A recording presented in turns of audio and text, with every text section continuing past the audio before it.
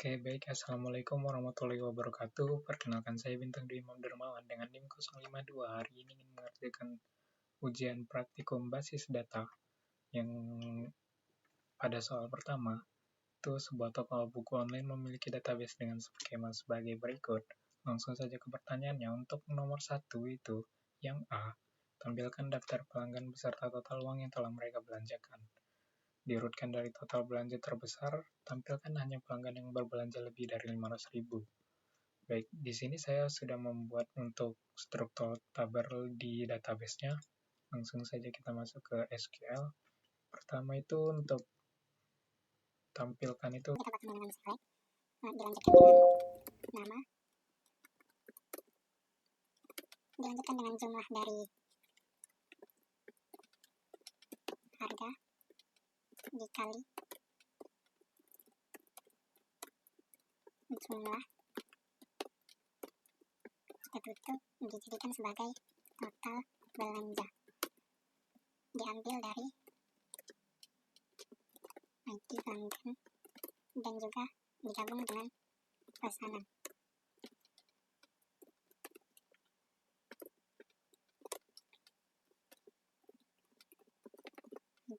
Dan sama dengan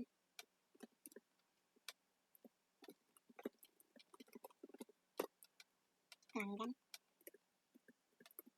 Kemudian kita masuk lagi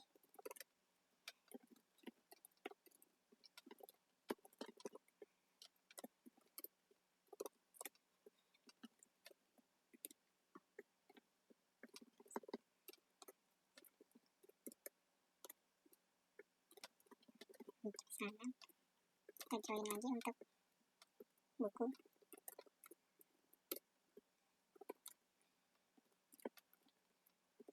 di buku sama dengan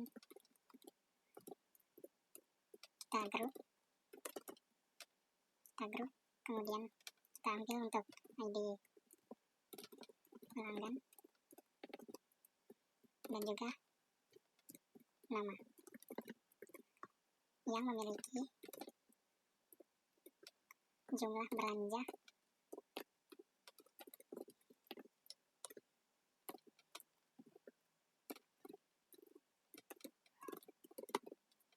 itu lebih dari 500.000.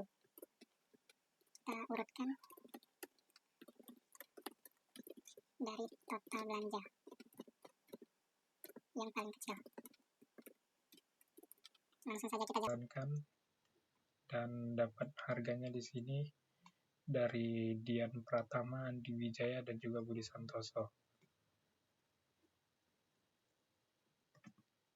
Oke, untuk soal yang kedua itu tampilkan 5 buku dengan kategori fiksi yang paling banyak terjual selama tahun 2023. Kita balik lagi ke database-nya. Kita masuk ke soal nomor 2. Kita tampilkan gunakan query select dari 5 buku, berarti kita ambil untuk ID buku dan juga judul dari buku tersebut. Kemudian kita jumlahkan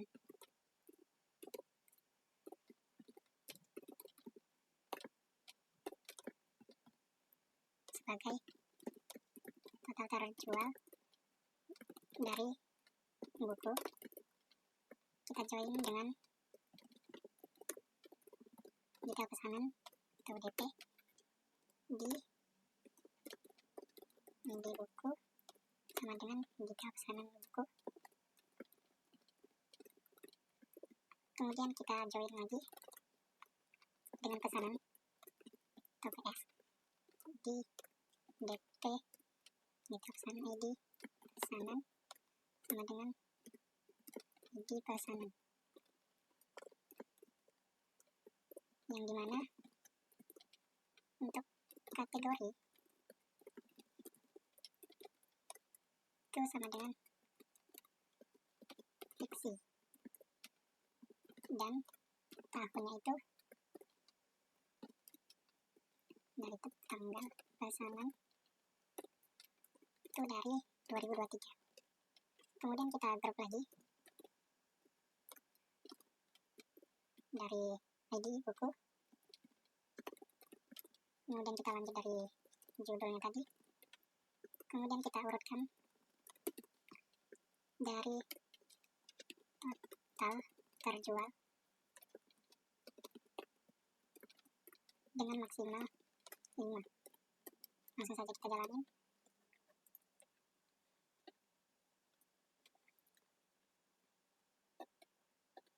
Maaf, di sini belum ada koma. Langsung saja kita jalankan.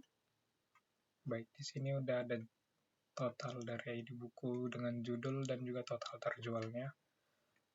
Langsung saja kita masuk ke pertanyaan nomor 3, tampilkan nama pelanggan yang tidak pernah melakukan pemesanan sama sekali. Langsung saja kita gunakan query seller untuk tampilkan mulai dari nama, from, pelanggan, LP. Kita joinkan dulu menggunakan left join dari pesanan atau PS. Kemudian kita ambil dari ID pelanggan dan juga pelanggan yang dimana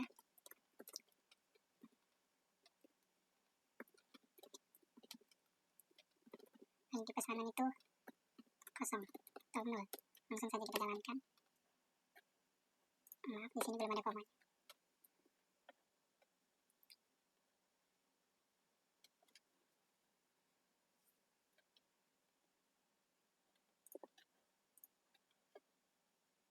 Oh, maaf, di sini salah dalam pengetikan namanya. langsung saja kita enter di sini untuk nama itu yang tidak ada dari Eko Kurniawan. Oke, baik, kita lanjutkan ke pertanyaan nomor 2, yakni sebuah perusahaan memiliki database kepegawaian untuk mengelola data karyawan dan departemen. Skema database-nya seperti ini, kita langsung masuk ke pertanyaan yang pertama itu, tampilkan nama departemen dengan jumlah karyawan di setiap departemen, tampilkan juga departemen yang tidak memiliki karyawan sama sekali. Di sini saya sudah membuat database untuk kepegawaian berisi departemen, karyawan, proyek, dan juga tugasnya masing-masing. Kita ambil untuk tampilkan nama departemen mulai dari query select.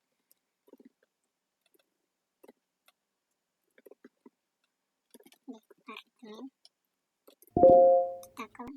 Kita hitung untuk jumlahnya dari jumlah karyawan sebagai jumlah karyawan. Kita lanjutkan diambil dari departemen. Kita left joinkan dia dari karyawan. Kita ambil untuk ID departemen sama dengan karyawan di ID departemen, kemudian kita group berdasarkan ID departemen dan juga nama departemennya. Langsung saja kita jalankan.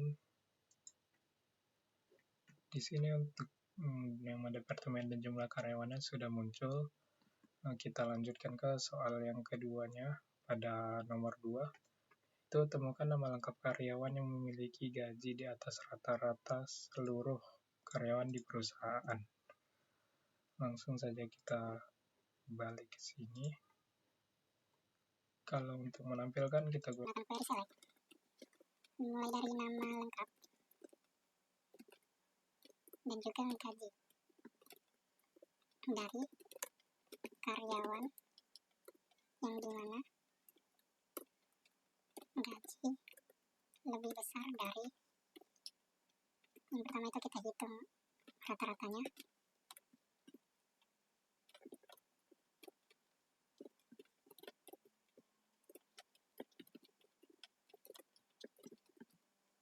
Dari karyawan, kemudian kita langsung saja jalankan. Di sini terdapat nama Andi Pratama dengan gaji 12 juta dan juga William Toso dengan gaji 15 juta. Langsung saja kita masuk ke yang C, tampilkan nama lengkap karyawan dari departemen IT yang sedang tidak mengerjakan proyek apapun. Langsung saja kita masuk ke sini. Kita masuk ke SQL-nya, kemudian kita tampilkan menggunakan query select lagi. Mulai dari nama lengkap tadi. Kita ambil dari tabel karyawan dan juga digabung dengan departemen. Kita ambil dari di departemen sama dengan di departemen kita join lagi menggunakan join untuk dari tugasnya tersebut. Oke, kemudian kita gabung dengan ID karyawan sama dengan tugas untuk ID karyawan, yang dimana nama departemen sama dengan IT dan juga ID tugasnya itu kosong. Langsung saja kita jalankan. Di sini ada atas nama Dewi Anggraini yang tidak mengerjakan proyek apapun yang ada di dalam tugas. Oke, baik, kita lanjutkan untuk nomor 3. Di sini sistem informasi akademik sebuah universitas perlu mengotomatisasikan beberapa tugas rutin terkait status mahasiswa dan perhitungan nilai. Untuk skema database seperti ini, kita langsung saja ke pertanyaan, yaitu buat sebuah prosedur bernama proses kelulusan yang menerima NIM sebagai parameter. Dan prosedur ini harus memeriksa apakah total SKS mahasiswa tersebut sudah mencapai 144 SKS. Jika iya, ubah kolom status menjadi lulus. Jika tidak ada perubahan yang terjadi. Proses harus memberikan pesan konfirmasi tentang hasil operasinya. Misal, mahasiswa dengan NIM sekian berhasil diluluskan, atau mahasiswa dengan NIM sekian belum memenuhi syarat kelulusan. Baik, langsung saja kita masuk ke dalam database-nya. Di sini saya sudah membuat database sistem akademik. Langsung saja kita masuk ke query. Ya, kita pertama open delimiter. Dan juga kita langsung saja buat prosedurnya. Untuk namanya itu tadi proses kelulusan. Yang dimana untuk proses kelulusan tadi mengambil NIM sebagai parameternya.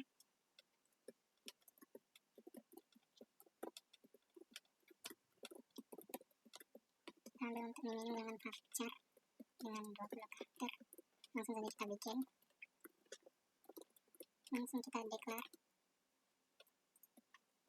untuk total SKS-nya itu kita menggunakan integer. Langsung saja kita select untuk total SKS. Kita ambil ke dalam si total SKS, kita ambil dari mahasiswa dengan NIM tadi. Kemudian jika total SKS lebih dari sama dengan 144, kemudian kita update mahasiswanya dengan men-set statusnya itu lulus, yang dimana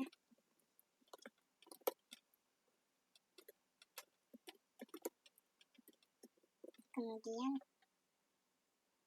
prosedur harus memberikan pesan konfirmasi. Kita gunakan mahasiswa dengan NIM yang tadi berhasil diluluskan. Kita jadikan dia sebagai pesan. Dan juga jika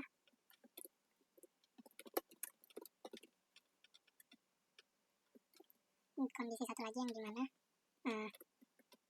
mahasiswa dengan NIM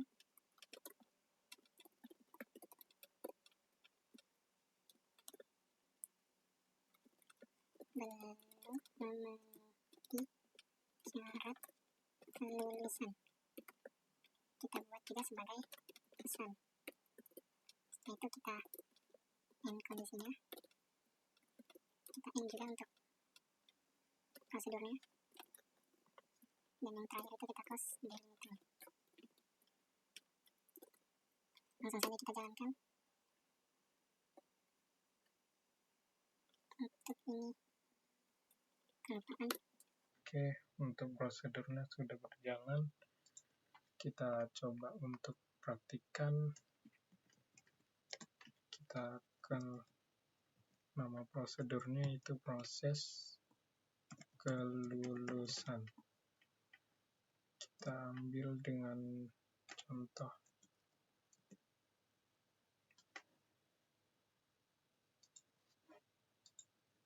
Kita lihat dulu NIM 201001. Kemudian kita ke tabel lagi.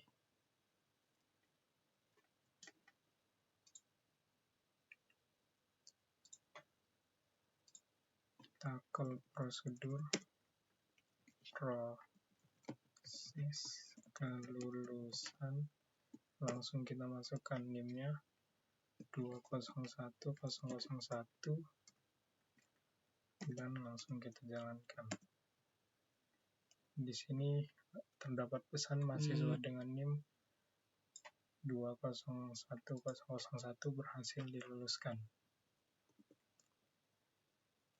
Langsung kita masuk ke pertanyaan yang selanjutnya. Buatlah sebuah function bernama hitung IPK yang menerima NIM sebagai parameter dan mengembalikan itu nilai indeks prestasi kumulatif atau IPK itu dengan rumus SKS kali bobot nilai per SKS.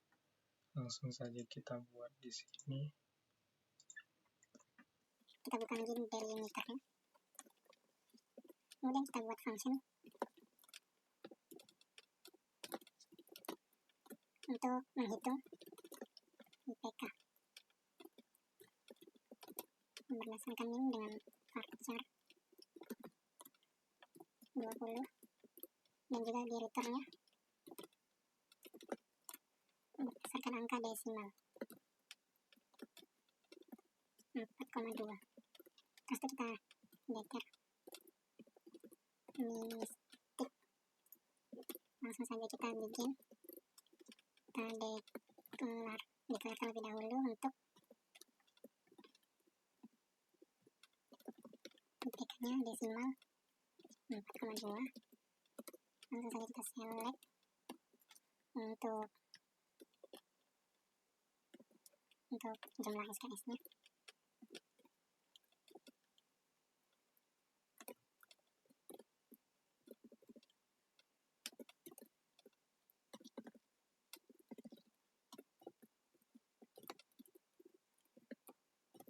Berdasarkan nilai hurufnya. Jika A jadinya 4, jika B jadinya 3, jika C jadinya 2, jika D jadinya 1, dan jika E jadinya 0. Kita in untuk ini, kemudian ke sintaksnya, dan juga kita bagi berdasarkan rata-rata IPK atau SKS tadi. Kemudian kita tambahkan juga untuk ke dalam IPK-nya. Diambil dari nilai join dengan mata kuliah di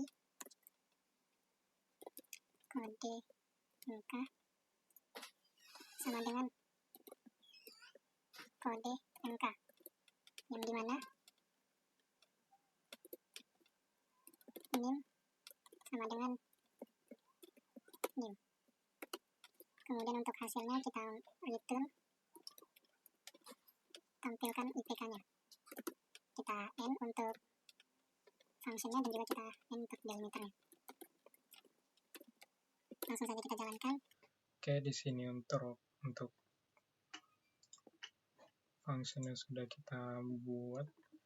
Kemudian kita coba lagi untuk menjalankan function-nya. Kita select function hitung IPK. dari NIM 201002 sebagai IPK. Langsung saja kita jalankan. Di sini IPK untuk NIM 002002 itu 2,5. Oke, baik teman-teman, di sini kita lanjutkan untuk soal nomor 4. Sebuah sistem manajemen inventaris toko retail ingin memastikan bahwa stok barang selalu sinkron secara otomatis setiap kali terjadi penjualan. Selain itu, sistem harus memberikan peringatan jika stok produk menipis. Skema database-nya itu adalah seperti berikut. Kemudian kita langsung masuk ke pertanyaan, yaitu buat sebuah trigger bernama update stok setelah penjualan. Trigger ini harus aktif secara otomatis setelah ada baris baru yang ditambahkan atau insert ke dalam detail penjualan. Langsung saja kita masuk ke dalam database. Di sini saya sudah membuat database untuk inventaris beserta isinya, mulai dari detail penjualan, log stok rendah, penjualan, dan juga produk. Langsung saja kita masuk ke query-nya. Kita buat dulu untuk delimiter. Dan kita langsung masuk untuk membuat trigger update stok barang, update stok setelah penjualan. Kemudian kita melakukan setelah insert di detail penjualan untuk tiap row. Langsung saja untuk yang pertama itu kita akan melakukan update dari tabel produk, set stok sama dengan stok dikurangi jumlah yang baru, yang dimana ID produk sama dengan new ID produk. Kita close, lanjut jika stok select stok dari produk yang dimana ID produk sama dengan new ID produk kurang dari 10, maka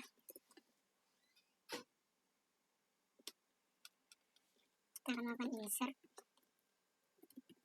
ke dalam log stok rendah. Kita buka kurung untuk ID produk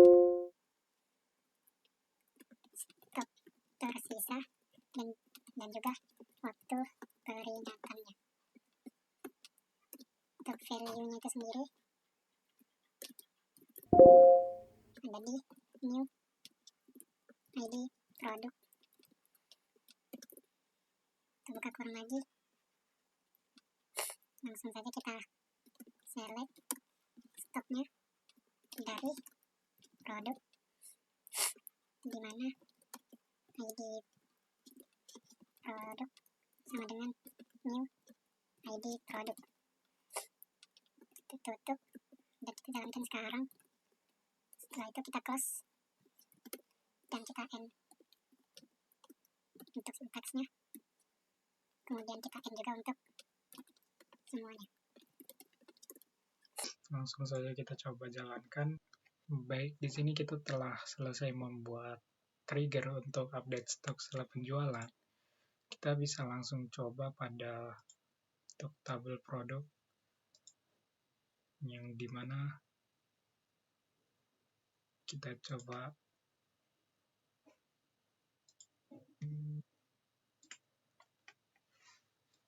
untuk memasukkan baru lagi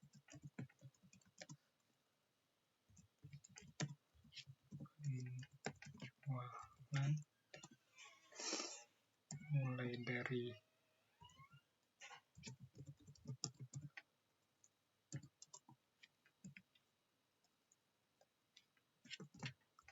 penjualan, value-nya itu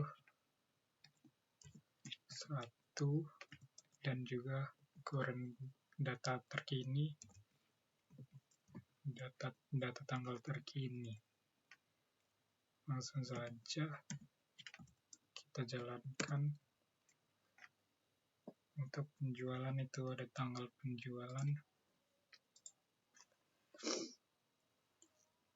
Kemudian untuk yang di produk, kita coba menggunakan query insert into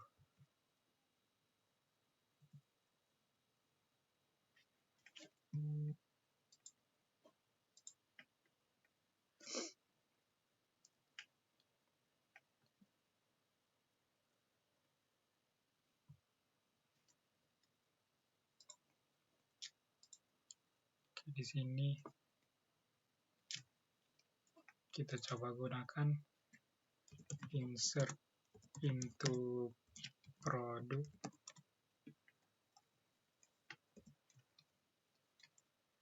mulai dari ID produk,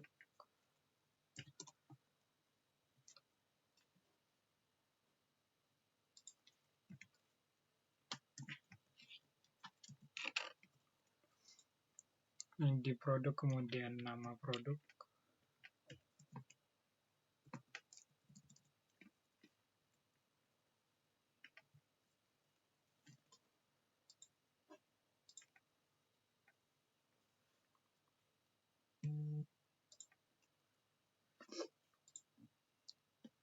Oke, di sini kita coba untuk insert ke dalam produk,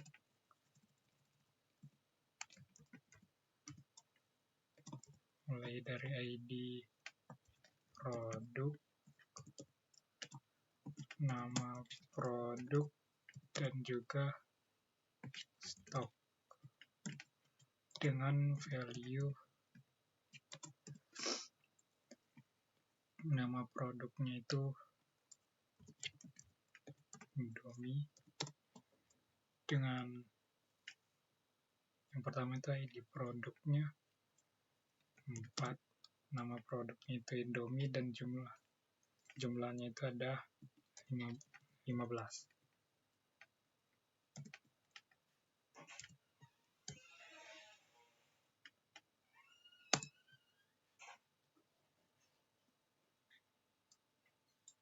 Maaf, di sini ada kesalahan untuk nama ID produk.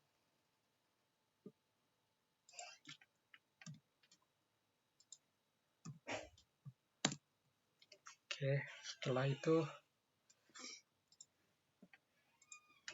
di dalam tabel produk sudah ada Indomie. Langsung saja kita coba untuk triggernya. Langsung kita insert into detail penjualan, yang dimana ID detail, ID penjualan, ID produk,